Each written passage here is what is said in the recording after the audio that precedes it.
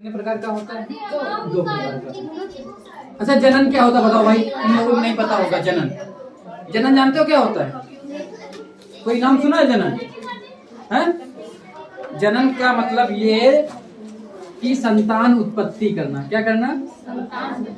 अपने ही समान प्रकार की एक संतान की उत्पत्ति करना क्या कहलाता है? जनन। जैसे तुमने सुना होगा कुतिया, कुतिया के क्या होते हैं? पिल्ले होते हैं। भैंस का बड़ा बढ़िया, गाय का। तो ये क्या कर रहे हैं? जनन कर रहे हैं। क्या कर रहे हैं? इस प्रकार संतान उत्पत्ति करना क्या कहलाता है? जनन। और भी देखा होगा पेड़ पौधे में जनन होता है कि नहीं होता है? होता है। एक आम अपना दूसरा एक आम का पौधा तैयार कर लेता है, होता है कि नहीं? केला जनन करते हुए देखा है? केले का पौधा देखा है ना? तो पौधों में भी जनन होता है कि नहीं होता? अच्छा बताओ, पौधे मम्मी पापा बनते हैं कि नहीं बनते हैं? बन जाते हैं। तो जहां जहां मम्मी पापा बने वो क्या कर रहे हैं? मटर का पौधा देखा है? अच्छा बताओ, केले में मम्मी कौन पापा कौन? एक ही में ना। तो पौधे ऐसे होते हैं जिसमें मम्मी पापा एक ही में बैठे होते हैं, मम्मी पापा। तो जहां मम्मी पापा एक ही में हो वो कौन सा जनन होगा? अलैंगिक जनन होगा। कौन सा होगा? नाम दे दिया गया।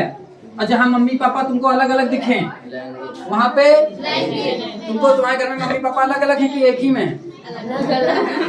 अलग अलग है ना? एक ही में कि अलग अलग है? अलग अलग है। तो ये कौन सा जनन है? लैंगिक जनन। अच्छा देखो, जो पुरुष होता है उसको हम कहते हैं नर, कहते हैं। क्या कहते हैं? स्त्री को मादा, स्त्री को मादा। तो इसका मतलब नर और मादा कहाँ होंगे? अलग अलग होंगे। इनके मिलने से क्या उत्पन्न होगा? संतान। तो ये कौन सा जन्म कहलाएगा? लैंगिक जन्म। कौन सा जन्म कहलाएगा? अलैंगिक में मम्मी पापा एक ही बैठे होंगे, मिलके क्या पैदा कर देंगे? संतान। जैसे भी आगे पढ़ोगे तो मटर का पौधा बताया जाएगा ना। इसमें क्या होगा? मम्मी पापा अलग अलग। पापा से क्या मिलेगा तुमको? एक शब्द आता है शुक्राणु। क्या आता है? शुक्राणु। मम्मी से क्या मिलेगा? अंडाणु। क्या मिलेगा? तो शुक्राणु किससे मिलेगा? याद रहेगा? शुक्राणु किससे मिलेगा? ये दोनों मिलकर बनाते हैं भ्रूण। शब्द एक आता है, याद रखना। क्या आएगा? भ्रूण। ठीक है, याद रखोगे। पापा से शुक्राणु, मतलब नर से शुक्राणु, मादा से अंडाणु, दोनों मिलकर क्या बनाएंगे? भ्रूण। क्या बनाएंगे? लेकिन बनाएंगे कैसे भाई? इस बनाने की प्रक्रिया को निषेचन कहते हैं। क्या कहते हैं? भ्रूण कब बनेगा? जब क्या होगा? निषेचन होगा। ठीक है, क्या होगा? अब देखो बोर्ड में प्रश्न यही आता है कि निषेचन क्या होता है? क्या होता है निषेचन? तो निषेचन कब बताओगे? नर और मादा के मिलने, है ना? नर के क्या? नर के शुक्राणु, मादा के अंडाणु के मिलने की प्रक्रिया को हम क्या कहते हैं? निषेचन कहते हैं। और इस निषेचन से क्या बनता है? भ्रूण बनता है। क्या बनता है? जैसे मुर्गी का अंडा,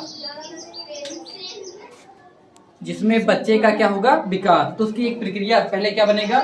भ्रूण बनेगा। ठीक, अब आगे हम लोग देख ही लेते हैं। तो याद रहेगा जनन कितने प्रकार का होगा? दो प्रकार का। जनन कितने प्रकार का होगा?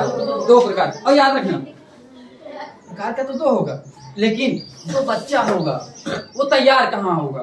तो अंग विशेष होते हैं, वो नर में नहीं तैयार होगा। वो कहाँ तैयार होगा? मादा में। बच्चे का विकास कहाँ होगा? मादा के शरीर में। कहाँ होगा?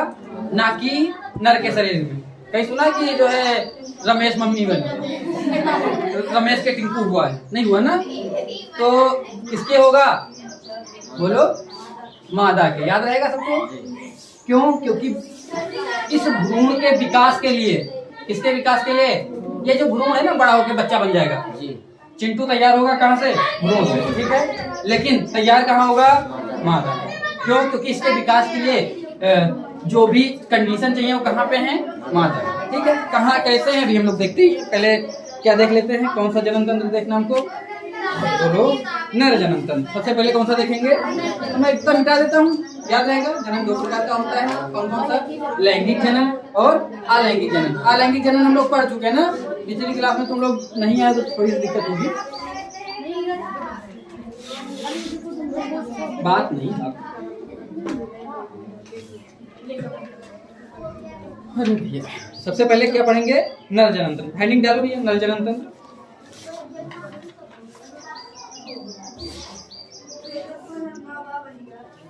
हेडिंग डालो नर जनन तंत्र, ठीक है। कौन सा डालोगे? नर जनन तंत्र।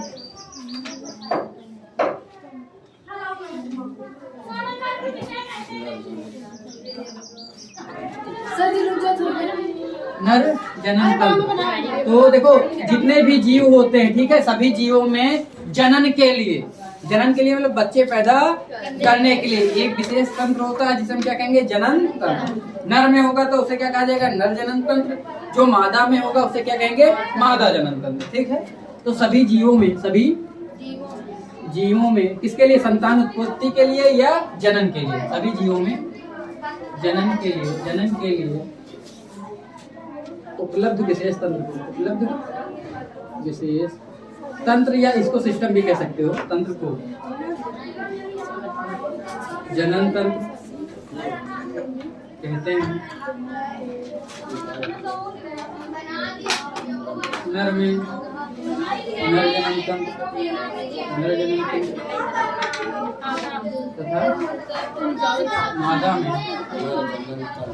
तथा मादा में कौन सा जनन तंत्र होगा? मादा जनन। अच्छा, जनन तंत्र को अंग्रेजी में कहते हैं रिप्रोडक्टिव सिस्टम, ठीक है। क्या कहा जाता है?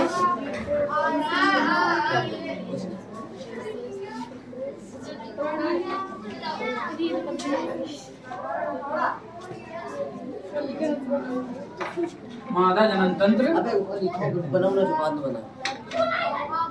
तो हमको कौन सा पढ़ना है अभी? पहले नर जनन तंत्र। क्या पढ़ना है? नर जनन तंत्र में सबसे पहले देखो पूरा ये जो बना हो, क्या वो नहीं दिख रहा है? क्या दिख रहा है ना? नर जनन तंत्र सभी जीवों में जनन के लिए उपलब्ध विशेष तंत्र को जनन तंत्र कहते हैं। नर में नर जनन तंत्र तथा मादा में मादा जनन तंत्र होता है। कहते नहीं होता है, ठीक है। मादा में मादा जनन तंत्र होता है। तो हम पहले कौन सा फिगर बनाए हुए हैं यहाँ पे? कौन सा ये है? नर जनन तंत्र। तो नर जनन तंत्र में, अच्छा ये कहाँ होता है याद रखना? शरीर के बाहरी भाग में, अंदर नहीं होता। कहाँ होता है? शरीर के बाहरी भाग में। इसका सबसे पहले हम लोग पढ़ेंगे, ये जो बाहर तुमको दिख रहा है इसको कहते हैं वृषण कहते हैं। क्या कहते हैं? और ये बाहर एक थैली नुमा दिख रहा है, कोष, जो बाहर से ढका उसको क्या कहते हैं? कोष। क्या कहेंगे? तो ये जो बाहर है इसको क्या कह सकते हैं? वृषण कोष। क्या कहा जाएगा? एक वृषण कोष में कितने वृषण होते हैं? 2। और वृषण को अंग्रेजी में हम लोग टेस्टिस कहते हैं। क्या कहते हैं? टेस्टिस, ठीक है। वृषण को क्या कहेंगे हम लोग? टेस्टिस। तो याद बात नहीं, एक वृषण कोष में कितने वृषण होंगे? 2 होंगे। कितने होंगे? 2। ये जो शुक्राणु मैंने बताया था ना कि संतान कब उत्पन्न होगा? जब नर का क्या मिले? शुक्राणु। मादा का क्या मिले? अंडाणु। तो जो शुक्राणु बनता है उसकी पहली प्रक्रिया यही आरंभ होती है। कहाँ से? वृषण से। एक वृषण कोष में कितने वृषण होते हैं? 2 वृषण होते हैं। और ये वृषण कहाँ होते हैं? शरीर के बाहरी भाग में होते हैं। कहाँ होते हैं? अच्छा, कारण जानते हो क्या होता है? शरीर के जो अंदर का तापमान, अभी देखो बनाना बंद, शरीर के जो अंदर का तापमान होता है वो शरीर के बाहर से ज्यादा होगा कि कम होगा? कम। कोई बताए? शरीर के अंदर का तापमान कम होगा कि ज्यादा होगा? शरीर के बाहर से ज्यादा। सर पहले तुम कम बताए, ज्यादा बता रहे हो, पहले सोच रहे हो। कोई बताए और कोई प्रयास करे, क्या लगता है? शरीर के अंदर तापमान ज्यादा है कि कम है? ज्यादा है, सीधी बात है, ज्यादा है। खाना पचा देता, सब कुछ करता है, तो शरीर के अंदर का तापमान हमेशा शरीर से बाहर से क्या होता है? ज्यादा। तो इसीलिए जो जनन तंत्र का जो वृषण कोष होता है बाहर। क्यों बाहर है? क्योंकि अगर अंदर होगा तो जो शुक्राणु बनेंगे, क्या बनेंगे? तो जीवित नहीं रह पाएंगे। क्या नहीं हो पाएंगे? क्योंकि शरीर के आंतरिक तापमान पे ये शुक्राणु जीवित नहीं रह सकते। इसीलिए ये जीवित रहे, और जीवित नहीं रहेंगे तो क्या संतान उत्पत्ति होगी? इसीलिए ये वृषण कोष कहाँ होते हैं? शरीर के बाहर। और उस वृषण कोष में देवी कितने वृषण होंगे? 2। ठीक है, गुड। दोनों किसका निर्माण करेंगे? शुक्राणु का। संतान नहीं तो उसमें से टिंकू मिंगू निकल आएंगे। क्या करेंगे? शुक्राणु। लैंगिक जनन पढ़ रही हो, संतान थोड़े ना बना देगा, एक आदमी बना सकता है। कितने की जरूरत पड़ेगी? 2 की। नर और नर मादा मिलेंगी तो क्या होगा? निषेचन। क्या होगा? नर का क्या मिलेगा? शुक्राणु मादा का मिलकर क्या बनाएंगे? भ्रूण। क्या बनाएंगे? एक तरीके से फोटोकॉपी होती है। फोटोकॉपी जानते हो ना, लेके गए किया, प्रिंट किया, फोटोकॉपी तैयार हो गई। लेकिन यहाँ की जो फोटोकॉपी होती है इसमें कुछ नर के गुण होते हैं, कुछ मादा के। तो कुछ नाक मम्मी पे चली जाती तो ओठ पापा पे आ जाते हैं ना, तो थोड़ा सा गड़बड़ हो जाता है, तो दादा पे भी पहुंच जाता है। बना रही है ना? तो देखो पहला टॉपिक डालो विरसण। पहला क्या डालोगे? कितने होंगे? एक जोड़ी होंगे। कितने होंगे? लिखो विरसण डालो, पहली हेडिंग डालो विरसण। तो याद रखना है, पहली डालो विरसण। अंग्रेजी में आप क्या कहेंगे इसको?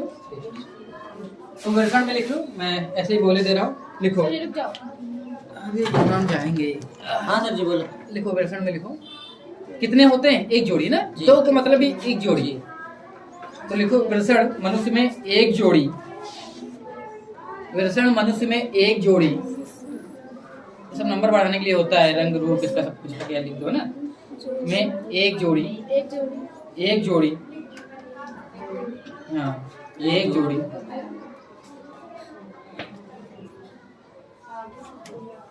होते हैं। एक जोड़ी होते हैं। हाँ, एक जोड़ी गुलाबी रंग के होते हैं। लिखो, कलर लिखना तो लिख लो। एक जोड़ी गुलाबी रंग के होते हैं जो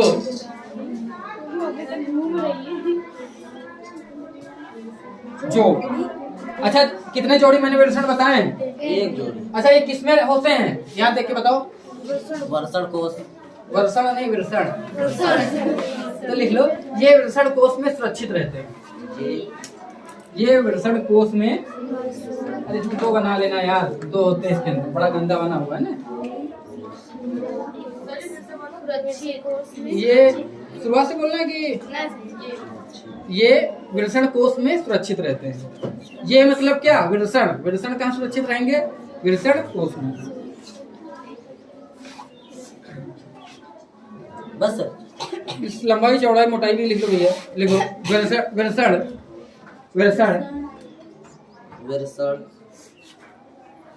4 सेंटीमीटर लंबा। 4 सेंटीमीटर लंबा एक विरसण। कितने विरसण? 4 सेंटीमीटर लंबा। ये इसकी लंबाई है। कितने सेंटीमीटर? 4 सेंटीमीटर लंबा। 4 सेंटीमीटर लंबा, 2.5 सेंटीमीटर, 2.5 सेंटीमीटर चौड़ा, 3 सेंटीमीटर मोटा।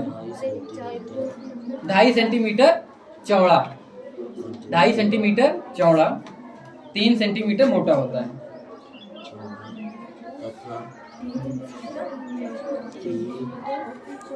3 सेंटीमीटर से मोटा। हाँ 3 सेंटीमीटर। अरे लिख लो, लंबा हो गया 2.5, चौड़ा हो गया, और 3 सेंटीमीटर क्या हो गया? अजी मोटा। अच्छा, विरसण का काम अभी मैंने बताया था, क्या होता है? किसका निर्माण करते हैं? शुक्राणु का ना। लिखो ये शुक्राणु जनन क्रिया में, अरे वही जो पढ़ा चुके वही बोल रहे हैं। ये शुक्राणु जनन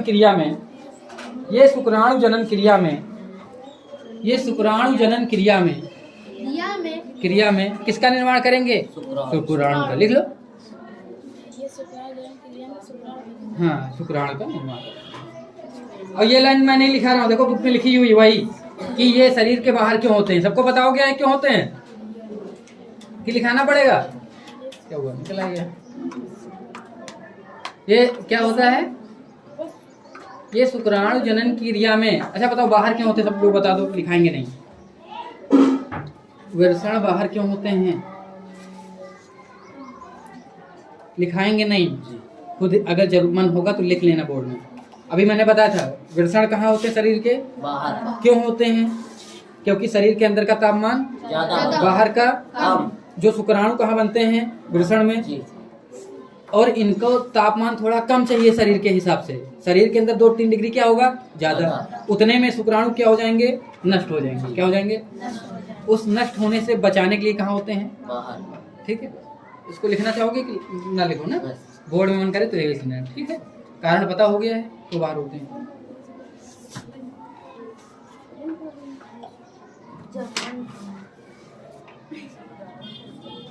फिर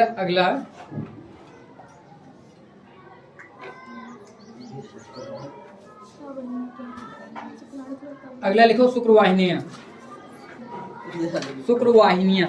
शुक्र वाहिनियाँ। हाँ शुक्र वाहिनियाँ। अच्छा लिखा हुआ शुक्र वाहनियाँ, जहाँ भी वाहन वाहन आ गया कि नहीं आ गया, वाहन मतलब मोटर है ना, मोटर क्या करती चलती है ना, तो शुक्र मतलब शुक्राणु, जो शुक्राणु को क्या करे वाहन करें, वाहन करें मतलब ले जाएं, क्या करें, उसको देखो नींद आने लगी है।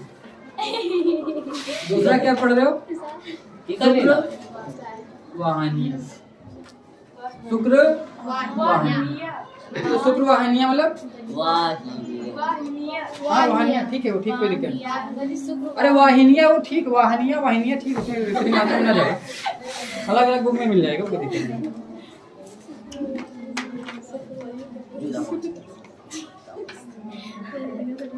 लिखो शुक्राणु शुक्र वाहिनी के द्वारा शुक्राशय में पहुंचते हैं। अच्छी सर जी इसमें लिख लो शुक्राणु किसके द्वारा, हाँ शुक्र वाहिनिया, वाहिनिया के द्वारा कहाँ पहुंचेंगे, शुक्राशय में, कहाँ पहुंचेंगे, शुक्राशय में पहुंचते हैं। बस हो गया। मैंने बताया ना कि वाहिनिया मतलब जो शुक्राणु को क्या करें ले जाए, कहाँ तक ले जाए भाई, ये देखो अड्डा कहाँ पे, शुक्राशय तक। तैयार कहाँ हुआ शुक्राणु, यहाँ, यहाँ पे शुक्राशय क्या हुआ तैयार हुआ, ये यहाँ पे है शुक्र वाहिनियाँ, ये क्या है शुक्र, ये है शुक्र वाहिनियाँ, ये क्या है, तो फिगर के सारे नाम लिखते हैं ना, ये तो तुम लोग भूल जाओगे। ये क्या है शुक्र वाहिनी, क्या है शुक्र, यहाँ पे है शुक्राशय, यहाँ पे क्या है शुक्राशय। देखो भाई यहाँ पे फिगर बना लेना, यहाँ पे शुक्राशय है, लिख दे यहाँ पे बना हुआ, देखो यहाँ पे शुक्राशय है, क्या है। अच्छा ये जो नलिकी जैसे था ना, इसी को हम क्या कहते हैं, नलिका जैसे था, इसको हम क्या कहते हैं शुक्र वाहिनी। यहाँ से तैयार हुआ, ये वर्षण था, वर्षण में क्या बना शुक्राणु, शुक्र वाहिनी ने इसको यहाँ से ले जाके कहाँ तक पहुँचा दिया, शुक्राशय तक, कहाँ तक पहुँचा दिया, शुक्राशय तक। अब आगे क्या होगा, कहाँ तक पहुँच गए हैं बोलो, शुक्राशय। अब हम लोग जान लें शुक्राशय क्या होता है, शुक्रात न कर लेना, शुक्राशय, शुक्राशय सर जी हेडिंग है। हाँ अगली हेडिंग डालो शुक्राशय, शुक्राशय लिखो।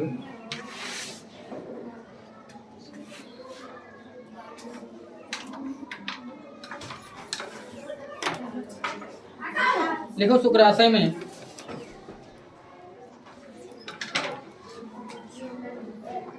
शुक्राशय में एक चिपचिपा द्रव स्रावित होता है, स्रावित मतलब निकलता है। शुक्राशय में ये जो यहाँ पे शुक्राशय होता है ना, शुक्राशय में लिखो शुक्राशय में, शुक्राशय में एक चिपचिपा द्रव, एक चिपचिपा द्रव, एक चिपचिपा द्रव स्रावित, स्रावित का मतलब जानते हो ना, पानी का स्रोत, स्रोत से क्या होता है पानी निकलता है, तो स्रावित का मतलब क्या हो रहा है निकल रहा है, क्या होता है, तो चाहे स्रावित होता है चाहे निकलता है, क्या लिखना चाहेंगे, निकलता सर, निकलता अच्छा नहीं लग रहा ना, हाँ स्रावित, सरल है लेकिन सर। ये क्या है स्रावित, स्रावित का मतलब ये होता है क्या निकलना, ठीक है। स्रावित क्या लिखोगे, मैंने क्या बोला, शुक्राशय में एक चिपचिपा द्रव स्रावित होता है, स्रावित हाँ होता है। जो पुरुष वीर का लगभग, पुरुष वीर का लगभग 60% बनाता है। हाँ वीर, वीर ये वीर, ये वीर अभी बताएंगे वीर क्या होता है, पुरुष वीर लिख लो इधर, देखो वीर जिसको ना दिख रहा हो, ये आगे सर जी आगे, पुरुष वीर का लगभग 60%, का लगभग 60%, पुरुष वीर का लगभग 60% हाँ सर जी आगे, बनाता है, बनाता है, बनाता है, बनाता है सर।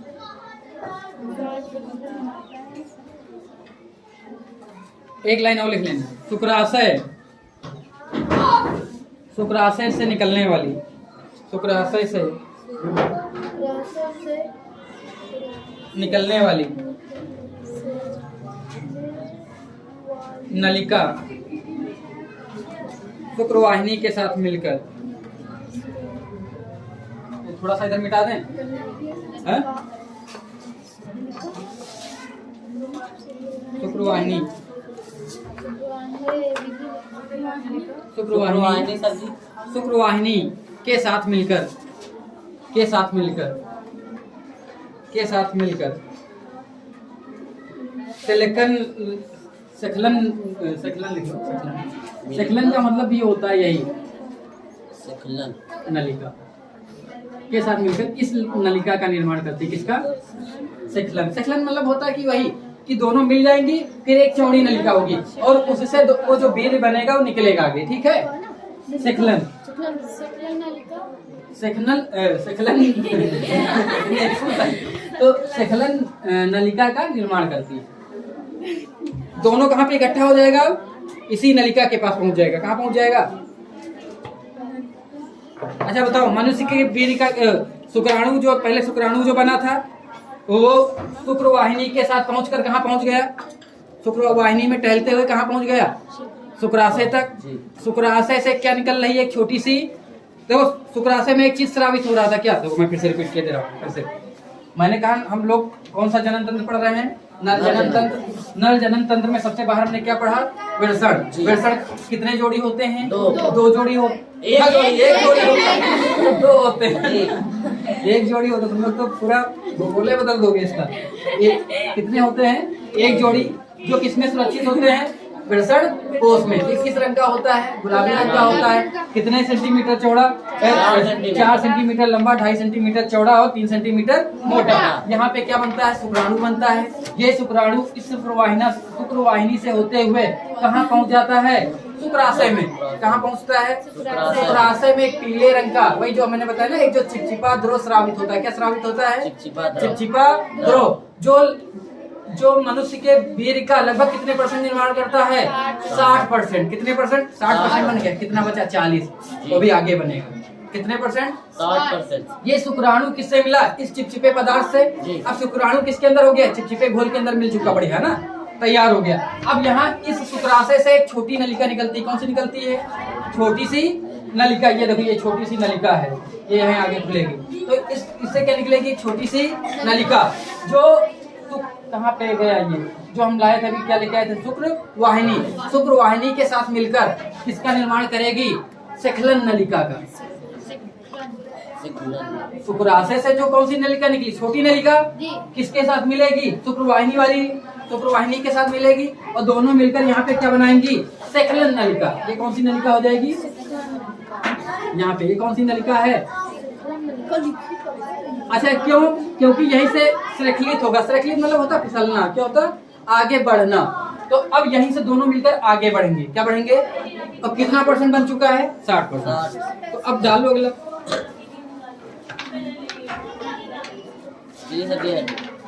हाँ, अगला डालो मूत्र मार्ग। अगला क्या डालो? मूत्र मार्ग। अगली हेडिंग क्या डालेंगे आप लोग? मूत्र मार्ग। वही सेकलन नलिका ना। कौन सा नलिका? देखो सेकलन शुक्राशय। शुक्राशय यार, अभी ये शुक्राशय है कि नहीं है? ये देखो शुक्राशय। शुक्राशय से छोटी नलिका है, वो कहाँ खुलती है? सेकलन नलिका का निर्माण करी है ना। अब उससे वही आगे पढ़ना। ये आगे मूत्र मार्ग। देखो शुक्राशय, क्या डालोगे? ये शुक्राशय। शुक्राशय सेकलन नलिका के द्वारा, सेकलन नलिका के द्वारा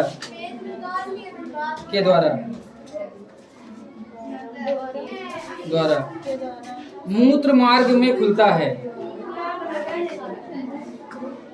मूत्र, अरे मूत्र मार्ग ये ठीक है। ये देखो, ये वाला जो रास्ता आगे है ना, ये सेकलन नलिका थी यार। अब इससे आगे बढ़ोगे, ये जो तुमको दिखता है ये क्या है? पूरा मूत्र मार्ग मतलब रास्ता। मार्ग का मतलब रास्ता, ठीक है। अच्छा याद रखना, ये उभय मार्गी होता है। उभय मार्गी जानते हो? जैसे मैं कह दूं एक रास्ता है, उस पे 2 चीजें जाए बारी बारी से। कितनी चीजें? 2 चीज। तो ये कैसा होता है? उभय मार्गी। पहले सुन लो इधर, बात नहीं। तो देखो ये जो हमने कहा ये क्या है, मूत्र मार्ग। मैंने कहा ये उभय मार्ग, उभय मतलब दो रास्ता, मतलब नलिका एक ही है, लेकिन जब नर जनन की क्रिया होगी तो क्या बनेगा, शुक्राणु शुक्रवाहिनी से होते हुए शुक्राशय में क्या निकलेगा, चिपचिपा पदार्थ निकलेगा। उससे मनुष्य वीर का कितना % बनाएगा, 60%। वो सखलन नलिका से होते हुए मूत्र मार्ग में आएगा और ये यहाँ से आगे फिर आगे निकलेगा। ठीक है, तो एक रास्ता ये किसका दे रहा है, शुक्राणु के निकलने का। एक रास्ता किसका है और दूसरा कौन सा है, मनुष्य के मूत्र के निकलने का। दोनों का रास्ता कैसा है, एक ही है, और वो इसीलिए इसको कहा जाता है उभय मार्गी। क्यों उभय मार्गी, क्योंकि इसी से होकर मूत्र भी निकलेगा और इसी से होकर शुक्राणु भी निकलेगा। याद रहेगा। कहाँ खुलता है, मूत्र मार्ग में ना।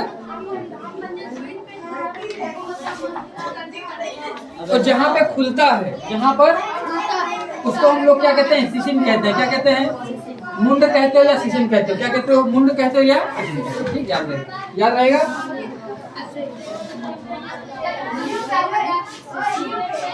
अगली हेडिंग डालो, सिसिन डालो तो समझ जाओगे। जहाँ पे खुलता है उसको हम लोग क्या कहते हैं, सिसिन। अगली हेडिंग सिसिन। सलगम वाला। अच्छा ये कितने सा होते हैं, सा और भी सा ना, और भी कोई इधर सीधा जाता है, इधर जो होता है तो कितने सा होते हैं, 3। कौन कौन से होते हैं, सा हम लोग कैसे याद कर लिए थे, सा से कौन सा सा, सफेदा वाला, और ये सलजम वाला, ये षटकोण वाला है। ये कौन सा होता है, दंती सा, तालव्य सा और ये मूर्धन्य सा। ऐसे कुछ छोटा को पता नहीं, लेकिन अलग अलग सा होता है उच्चारण के आधार पर। किसके आधार पर,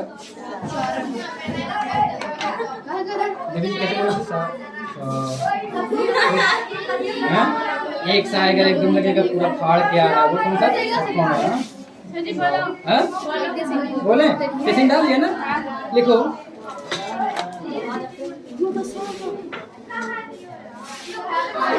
सेशन में डालो, ये मैथुन अंग है, ये मैथुन अंग है, ये मैथुन अंग है,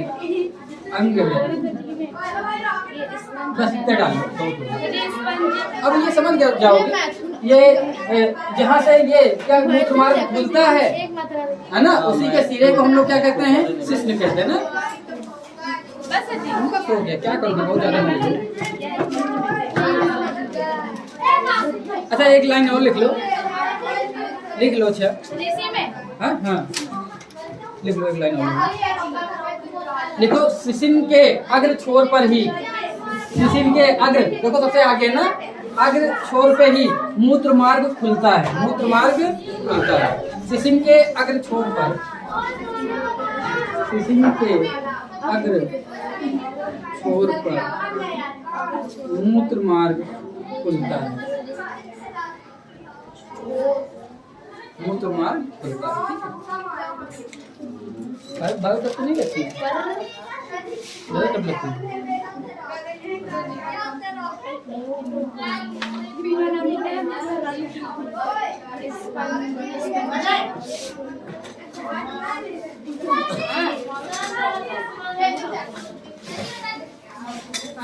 देखो अभी हमने क्या देखा था, शुक्राणु जो बनते हैं ना, शुक्राणु क्या बनते हैं, शुक्राणु के बारे में हो सकता है बोर्ड में आ जाए, मैं बहुत ज्यादा नहीं बनाऊंगा, थोड़ा सा बना दे रहा हूँ। शुक्राणु जो किसके अंदर बनते हैं भाई बताओ जल्दी से, वृषण के अंदर।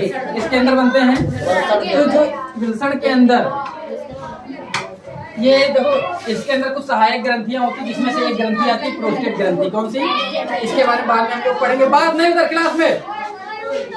ये आर्ट वालों आपकी आवाज नहीं पहुंचे, आज है नहीं हमारी आवाज, समझा दो कभी शांत हो जाए, नहीं मार खा लेंगे। तो क्या बताने आ रहे थे, शुक्राणु जो बनता है ना, शुक्राणु कैसा होता है, शुक्राणु कैसा होता है। तो अभी थोड़ा कम समझ में आएगा, तो हम लोग मादा जनन तंत्र पढ़ लेंगे, फिर पूरी प्रक्रिया समझ में आएगी। लेकिन यहाँ पे क्या बनता है, शुक्राणु बनता है। क्या बनता है? कैसा होता है? तो याद रखना कि कैसा होता है, इसको बनाने के लिए मैं बना देता हूँ। ये पूंछ जैसा होता है। कैसा होता है? पूंछ जैसा। इसमें एक हेड होती है, एक क्या होती है? हेड होती है, और फिर ऐसे निकल के ये ऐसे हो जाता है। तुमको दिख रहा है? ये शीर्ष भाग दिखता है। ये कौन सा भाग है? एक जो है बीच का, ये मध्य भाग हो गया। ये कौन सा हो गया? और नीचे तुमको ये जो पीछे का दिखे पूंछ जैसा दिख रहा होगा। कैसा दिखता है? पूंछ। इसको हम कुछ भी कहते हैं। क्या कहते हैं? कुछ भी कहेंगे। क्या कहेंगे? तो देखो शुक्राणु में 3 संरचना दिखाई जाएगी, शीर्ष, मध्य और पुच्छ। इतना लंबा चौड़ा नहीं होता, बहुत बारीक सा। लेकिन जब हम उसको सूक्ष्मदर्शी से उसका जो 200 गुना 1000 गुना बड़ा करके देखते हैं तो हमको ये संरचना दिखती है। ठीक है? होता कैसे? एकदम महीन होगा, नहीं पता चलेगा। लेकिन हम इसको इतना बड़ा करके सूक्ष्मदर्शी से देखेंगे तो हमको ऐसे दिखेगा। ऊपर हेड दिखेगा, इसको हम क्या कहेंगे? शीर्ष कहेंगे। ये मध्य भाग हो जाएगा और ये नीचे पूंछ जैसा दिखेगा। कैसा दिखेगा? पूंछ जैसा। तो बनावट के आधार पे जो शीर्ष होता है उसमें क्या पाया जाता है? एक्रोसोम। क्या होता है? लिख लो, शुक्राणु में लिख लो। शुक्राणु को संरचना के आधार पर, शुक्राणु को संरचना के आधार पे 3 भागों में बांटा जा सकता है। शुक्राणु को संरचना के आधार पे 3 भागों में बांटा जा सकता है। शुक्राणु को संरचना के आधार पे 3 भागों में बांटा जा सकता है। शुक्राणु को संरचना के आधार पे 3 भागों में। कितने भागों में? सबसे पहले शीर्ष, फिर मध्य और फिर उच्च। शीर्ष में देखो क्या होगा? एक्रोसोम होगा और केंद्रक यहीं पाया जाएगा। क्या पाया जाएगा? केंद्रक सबको पता है, मनुष्य के जीवन के लिए उत्तरदायी है ना। तो केंद्रक कहाँ होगा? इसी में। एक्रोसोम है सबसे ऊपर। क्या है? इसको क्या कहेंगे? एक्रोसोम। और इसी शीर्ष में केंद्रक होता है। क्या होता है? मनुष्य के कितने भागों में बांटा जा सकता है? 3। लिख लिया? कौन कौन सा लिखोगे? पहला लिखो शीर्ष,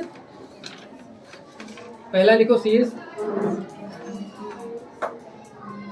लिखो इसमें केंद्रक।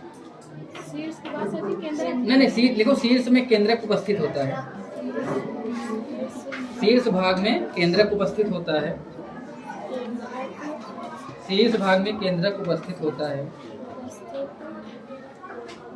केंद्रक उपस्थित होता है। मध्य भाग में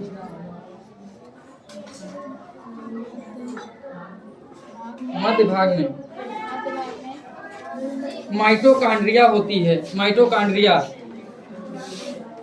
मध्य भाग में माइटोकॉन्ड्रिया भी आगे जब 9th का पढ़ाएंगे तो बताएंगे कैसे ऊर्जा देता है। मध्य भाग में माइटोकॉन्ड्रिया। मध्य भाग में क्या होता है? ऐसे गुणित होती है सर्पिल आकार में। मध्य भाग में क्या होगी? माइटो लिख लो। ये देखो, ये है माइटोकॉन्ड्रिया। क्या है? माइटोकॉन्ड्रिया। हाँ, ये शुक्राणु को चलने के लिए ऊर्जा देती है। क्या देती है? शुक्राणु को चलने या गति करने की क्या देती है? चलने की ऊर्जा देती है। क्या देती है? जो शुक्राणु नहीं होता जो गति करता है, क्या करता है? अच्छा देखो, मैं बात नहीं कर, फिर देखो अगला लिखो पूंछ। अगली हेडिंग डालो पूंछ। अगली हेडिंग इसी में सबसे नीचे लिखो पूंछ। ये शुक्राणु का सबसे निचला भाग होता है, पूंछ। ये शुक्राणु का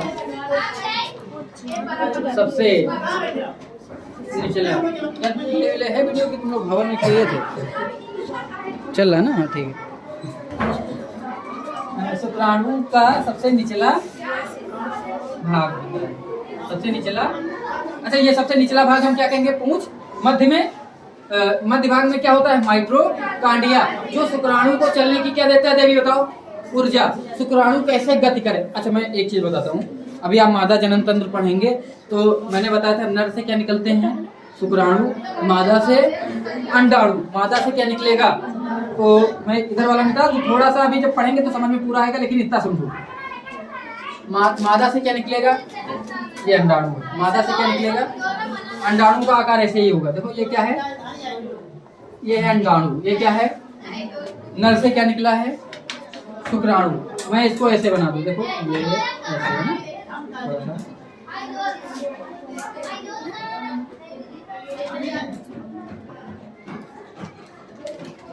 मध्य भाग में क्या होगा, माइटोकॉन्ड्रिया। ये क्या है, सिर है, और ये क्या है, पूंछ है। अच्छा, इसको चलने की ऊर्जा कहाँ से मिलेगी? ये क्या है, हमारा पूरा शुक्राणु है ना, इस शुक्राणु को चलने की ऊर्जा कहाँ से मिलेगी? माइटोकॉन्ड्रिया से, अंडाणु में पंडाणु से बता रहे हैं, कहाँ मिलेगी? माइटो। अब ये ऊर्जा मिलेगी तो क्या करेगा, बहुत तेजी से गति करेगा। इतनी तेजी से करेगा कि जो अंडाणु है इस अंडाणु को भेदेगा, भेदे मिलेगा मतलब चीरेगा, और चीर के ये इसके अंदर पहुंच जाएगा। क्या पहुंचेगा? शुक्राणु जो है अंडाणु को भेद कर कहाँ पहुंचता है? अंदर। जब अंदर पहुंचेगा तब कौन सी प्रक्रिया होती है? निषेचन। बात समझ पाए? लेकिन ऐसा कब भेद पाएगा? अच्छा बताओ। कोई बहुत धीरे चला था, टकराया, बाहर निकल के गिर गया, दूसरा टकराया, बाहर निकल गया। इसका मतलब जिसमें बहुत ज्यादा ऊर्जा होगी वही भेद कर अंदर जा पाएगा, और जब अंदर पहुंचेगा तभी कौन सी क्रिया होगी? निषेचन की। इसीलिए शरीर में तो बहुत सारे शुक्राणु बनेंगे, लेकिन क्या सारे शुक्राणु निषेचन के लिए उत्तरदायी होंगे? केवल एक शुक्राणु एक अंडाणु से मिल जाए और क्या हो जाएगा? निषेचन। और वो जो है भ्रूण बनाने के लिए तैयार हो जाएगा। क्या बनाएगा? भ्रूण मतलब, और वही भ्रूण विकास करके बच्चे का रूप लेता है। तो कितना जरूरी है? एक शुक्राणु एक अंडाणु से मिल जाए और वो बच्चा जन्मने के लिए पर्याप्त है। बात समझ पाए? लेकिन उसके बाद इतनी ऊर्जा होनी चाहिए, और वो ऊर्जा कौन देता है? शुक्राणु का मध्य भाग, माइटोकॉन्ड्रिया। ठीक है। और केंद्रक कहाँ उपस्थित होता है? शीर्ष वाले में। केंद्रक कहाँ होता है? तो ये अभी हम मादा जनन तंत्र पढ़ेंगे तो इस चीज क्लियर हो जाएगी। अब अगली हेडिंग क्या रहेगी? मादा जनन तंत्र। तो 5-10 मिनट का तुम्हारा लंच कर रहे हैं, पानी वानी पीना पी लो। अगर कोई प्रश्न है अभी इसमें कर लो। नर जनन तंत्र में कोई प्रश्न है जो ना समझ में आया हो? ऐसा कोई प्रश्न है अंजलि?